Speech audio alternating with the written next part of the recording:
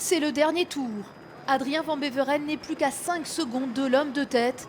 Il vient de faire une remontée fantastique sur Damon Martens, le Belge, en tête depuis 3 heures de course.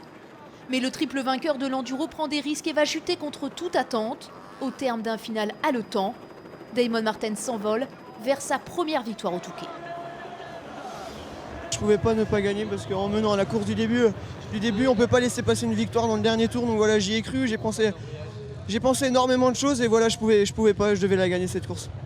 Je l'avais à 10 mètres et j'ai chuté sur un pilote attardé.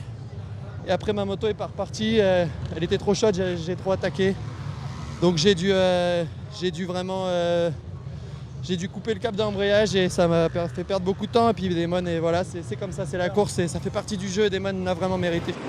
Mérité, car dès le départ de l'épreuve aux 1000 motos, le Belge fait tout de suite la différence.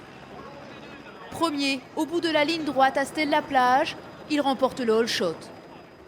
Il sera titillé bien sûr, d'abord par un autre Belge vainqueur ici en 2011, Steve Ramon, sur sa Suzuki jaune. Il perdra du temps après avoir percuté un pilote amateur. Même sort pour Camille Chapelière, forcé à l'abandon après cette collision. Le champion de France a cassé son moteur. Tous les ans je viens, je prends de l'expérience, je savais que cette année j'avais quelque chose à jouer, j'étais prêt et voilà, la victoire était vraiment prenable mais le Touquet n'a pas voulu de moi.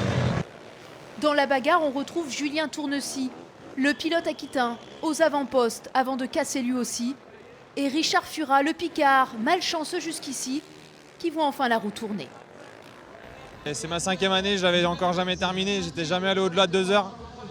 Et voilà, la dernière heure, j'ai vu qu'elle était difficile, donc maintenant je sais ce que j'ai à travailler.